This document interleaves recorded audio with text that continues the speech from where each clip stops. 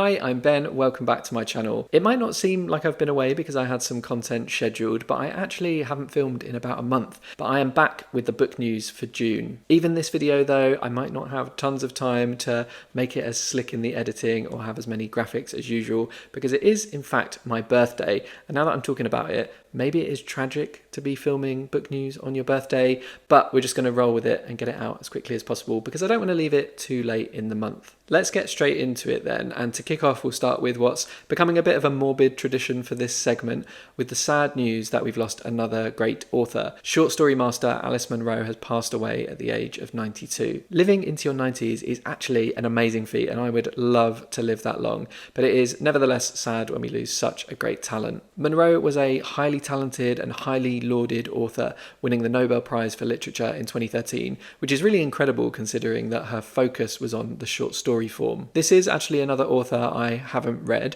but what I've read about her writing in the obituaries and on social media makes me think that she would be right up my street. So I would love to dip into her work at some point, and if there are any particular collections or specific stories that you would recommend, do let me know in the comments and I will check them out. Next, it looks like authors taking a stand on the things they believe in is working, at least in some limited sense, with the news that 2 UK literary festivals have stopped accepting sponsorship from Baillie Gifford. Both the Hay Festival and the Edinburgh Book Festival have ended their relationship with the asset management firm after a string of authors pulled out of scheduled events in protest at Baillie Gifford's investments, particularly in fossil fuels. It's a movement that has been driven by an organisation called Fossil Free Books, a worker organisation group aiming for a book industry free from fossil fuels and fossil fuel finance. There have been some less than generous takes in response to this, one in particular in the Financial Times, but I think some of that criticism is founded in the notion that if you participate in capitalism, you can't critique it and you can't take action.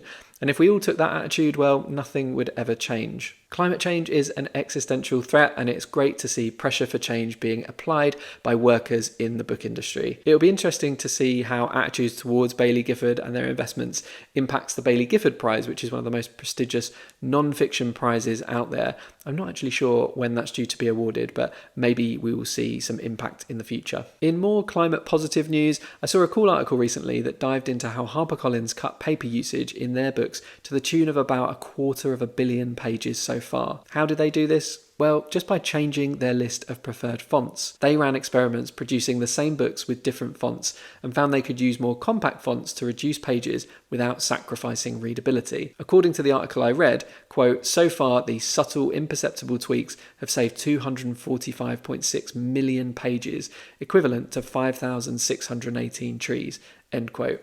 I'll link to the article below because it's really worth a read. Let's move on to what's coming out in June, and it's another month with another slew of new book releases ready to give you serious FOMO and maybe, probably, displace your TBR. I'll jump through these one by one in release date order, and as usual I'll include a bookshop.org link where you can find out more details and pre-order any of these books. If you do buy them via my shopfront, I will benefit a little bit, but you can always change this to support your local indie bookshop if you'd prefer that. Our pile up of the month comes very early on the 6th of June, where there are just tons of really great sounding or buzzy releases hitting UK shelves. The first of these is perhaps the tentpole release of the month for Litfic Girlies. It's Parade by Rachel Cusk. There is no status that I can see on LitHub's bookmarks for this just yet, so I'm not sure how critics are reacting in general, but it's probably going to be one that you will love if you love Rachel Cusk, or you will hate if you hate Rachel Cusk. I've seen a lot of buzz on social media from early readers that it's great, but also seen a pretty savage review in the Times which describes it as, quote, reeking of self-loathing and self-pity. This is a cold, plotless novel about how hard it is being Rachel Cusk. Yikes. On the same day, we are getting Godwin by Joseph O'Neill. This is about football scouts trying to find the next big player in Africa to try and change their own fortunes.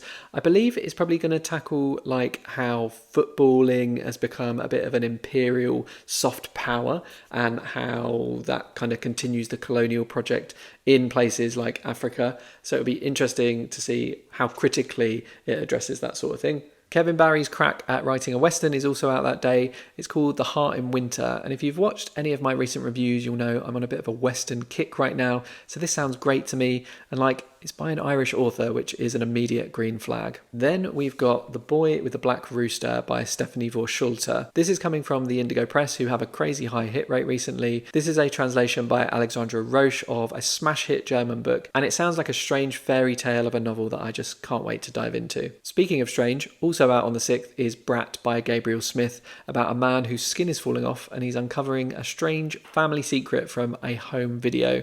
It sounds weird and wonderful. Also coming out on that day is a short story collection that I have to give a shout out to because it's from an author based very close to where I live. She's in Somerset in the southwest of the UK. This is The Unreliable Nature Writer by Claire Carroll. These are stories that I think are a little bit weird and quirky about our relationship to the natural world. They sound really interesting. Finally, rounding out the releases on the 6th is I Want to Die But I Still Want to Eat Tteokbokki by Baek Se-hee, translated by Anton Her.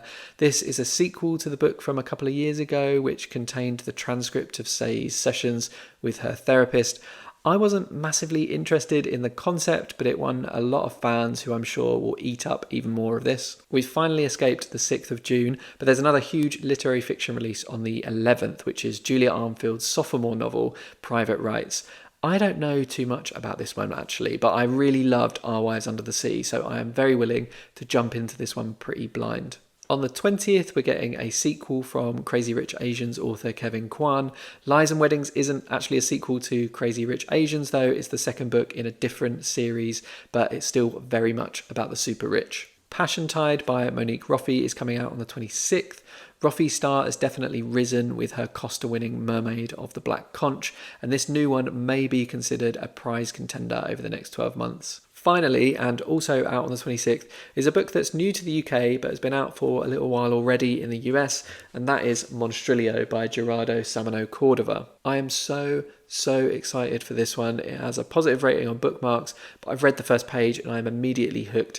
It's about a mother who loses her son, but then cuts out a little bit of his lung and nurtures it to become a sentient being, Monstrilio. It sounds weird and strange and heartbreaking, and I just cannot wait to dive into this. And then I should mention, as usual, there are just a load of paperbacks coming out, including Tom Lake by Anne Patchett, which is just this beautiful, gentle story of family and fame that you must pick up if you haven't already. The Rachel Incident by Caroline O'Donoghue, The Fraud by Zadie Smith, the Walter Scott shortlisted historical novel Absolutely and Forever by Rose Tremaine, The Glutton by A.K. Blakemore, which has had such a glow up from its hardback cover in my opinion, and some others that stood out to me were Mrs. S by Kay Patrick, Prophet by Helen MacDonald and Sin Blaché, and Learned by Heart by Emma Donoghue. In terms then of what new books have been announced, I'll be honest, being away for a lot of May, I didn't keep up massively with new book announcements, but there were a couple of things I did spot. First, there is a new Robbie Arnott book coming. It's called Dusk, and it's coming out in Australia, at least in October. Haven't seen a UK release date yet, but I'm sure it will be on its way over here. And then any fans of Brian Washington, the author of Memorial and Family Meal, you can rejoice because he has just sold 2 more novels. One is about an estranged mother and son, and the other is about an intergenerational black queer relationship. No word on release dates for these, but I would guess the first one would be coming in 2025. Right, there is a frankly absurd amount of prize stuff this month, so forgive me if I miss a few bits. We'll start with winners. A big surprise over at the Pulitzers, where Night Watch by Jane Ann Phillips took home the Fiction Award. Maybe it shouldn't have been that much of a surprise, as it was longlisted for the National Book Awards last year, but the response to it was very muted then, and to be honest seems quite hostile now. The other finalists were Yi and Lee's short story collection Wednesday's Child, and probably the most exciting finalist for me at least was Ed Park's time-bending and bonkers Same Bed Different Dreams. I'll be honest, I think it's kind of an underwhelming winner. I'm not really moved to pick it up. I do tend to enjoy Pulitzer Prize winners, but I'm not sure about this one. On the other hand, there was no surprises at the International Booker Prize, which was won by Jenny Erpenbeck's Kairos, translated by Michael Hoffman. The Carol Shields Prize was won by Vivi Ganeshananthan's Brotherless Night, which I am imminently about to start to round out my Women's Prize reading. I am very excited to read this, and it's seeming like a front runner, I think, along with Soldier Sailor for the Women's Prize. Alexis Wright has nabbed another award for her novel Praiseworthy, taking home the Stella Prize and being the first person to win the award twice. She's also been shortlisted for the Miles Franklin Award, which is Australia's most prestigious book prize. She did, however, miss out on the Dublin Literary Award, which was won by Mircea Cartarescu's Solenoid, a book I know many people see as a bit of a mind-altering project of a novel, and they find it really rich and rewarding. I'm not sure I'll ever read this one, but it is very interesting to see it take home awards. I don't think it's actually had a proper release in the UK and Ireland yet. I think the copies I've seen in bookshops are imports, maybe? Not sure. Caleb Azuma Nelson's Small Worlds won the Dylan Thomas Prize for writers aged 39 and under. This is a terrific book that for me was a real step up from Open Water, and so I think it's a really worthy winner. The Jalak Prize went to a non-fiction book for the second year in a row. Well, like second year in a row that it's a prose non-fiction book, because the year before it was won by a graphic memoir. But the winning title was Anansi's Gold by Yapoka Yibo. And then the Nibbies announced all of their winners, which I won't run through, but I will show all of them on screen now. Moving on to shortlists that have been announced. I'm sure there might have been a few, but the only one I noticed was the Orwell Prize for Political Fiction, which surprise dropped its shortlist. It's a pretty stonkingly good list, and it includes one of my favourite books from last year, which was Blackouts by Justin Torres, and one of my favourite books from this year, which is James by Percival Everett, along with Megan Nolan's Ordinary Human Failings, Hisham Matar's My Friends, Andrew O'Hagan's Caledonian Road, and some other great sounding books that I will put on screen right now. Some dates for your diary then. The Lambda Prizes, which are a huge number of LGBTQ plus awards across a bunch of different categories. They will announce their winners on the 9th of June. The Women's Prize winners are coming on the 13th of June, both for fiction and non-fiction awards. The winner of the Walter Scott Prize for historical fiction will be announced on the 15th of June. That's another cracking shortlist. And then the Orwell Prize isn't hanging about. It only just announced its shortlist, but the winner will be with us on the 27th of June. Books on screen then, and there's a new series called A Man in Full, which is a new show on Netflix that adapts Tom Wolfe's novel of the same name. It's had a pretty mixed reception from critics, sitting at 47% on Rotten Tomatoes, but The Guardian called it out as a worthy replacement for Succession. I'm sceptical that it can match the quality, but if you're in Succession withdrawal like I am, it might be worth a try. Another new Netflix show is Fiesta en la Madriguera, or in English, Down the Rabbit Hole, based on indie publisher And Other Stories' first ever book that they published back in 2011. Very few reviews on Rotten Tomatoes, so there's not like an overall rating, but every review that's on there is unanimously positive. There are also some adaptations that have been newly announced or had a few more details shared about them. There is a first look at Channel 4's adaptation of Candace Carty-Williams' Queenie that's been shared.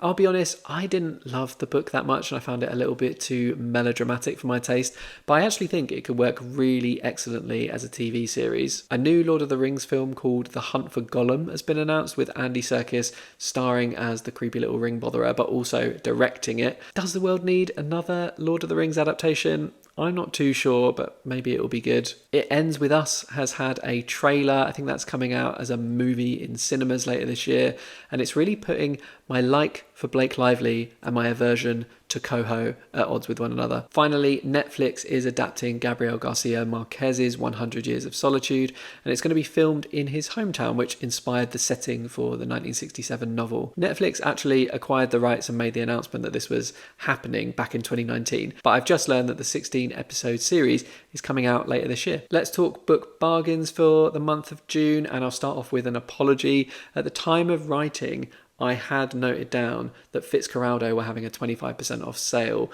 on their site across all of their books. However, that ended at the end of the 2nd of June, so I haven't managed to record and upload this in time for you to nab that deal before it went. Hopefully you saw it by other means and managed to nab yourself a blue or white scuff magnet before the sale ended. Waterstones have announced their books of the month, including the previously mentioned Tom Lake, which is wonderful. These are often in the buy one get one half price deal, and I think sometimes you get a free drink in the Waterstones cafe if you buy a book of the month and your local Waterstones has a cafe inside it. And then finally we got the Kindle Deals Refresh, and there are some corkers in there in this month's set of offers. If you haven't read Julia Armfield yet and want to dip your toe before giving Private Rights a go, both her debut short story collection Salt Slow and her debut novel Our Wives Under the Sea are 99p this month. There are tons of past and present Women's Prize nominated books, like A Trace of Sun by Pam Williams is from this year, but there's also Sorrow and Bliss by Meg Mason and Build Your House Around My Body by Violet Coopersmith. The Carol Shields Prize nominated A History of Burning by Janika Oza is in there,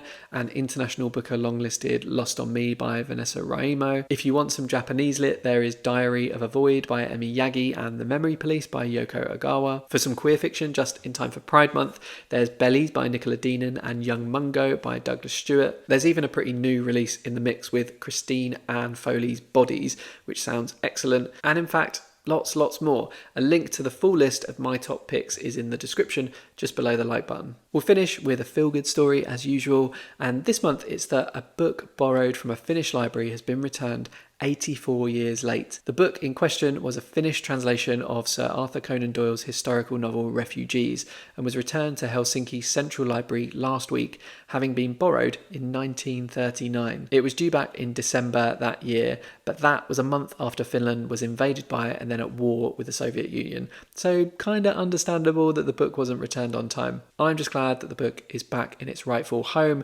You gotta use those libraries or lose them, people. That's it for this edition of the month in books. Hope you enjoyed it. I would love to hear from you down in the comments if there are any particular June releases that you're excited for or your response to any of the news stories. If you liked this video, please do give it a like because it really helps the channel out. And if you'd like to hear more from me, then hit subscribe and you'll see a new video about once a week land in your subscriptions feed. But until next time, toodles.